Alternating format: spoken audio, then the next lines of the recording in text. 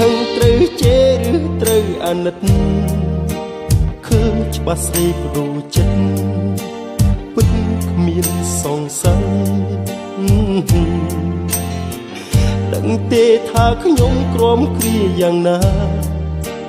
ព្រោះដែលធ្លាប់ភក្តីស្រីលេបសន្យាទៅហើយធ្វើឲ្យបងស្រឡាញ់ធ្វើអ្វីឲ្យបងឈួតស្នេហ៍ធ្វើអ្វីបើចិត្តស្រីអោបជាប់សន្តានក្បត់សាវ៉ាទុំក្រន់ហើយគុំឡើយបាញ់ឈឺឲ្យឈឺឲ្យរឹកខ្លោចផ្សាបងលែងចង់យល់ចង់ដឹងប៉ុននឹងមកហើយជីវ៉ា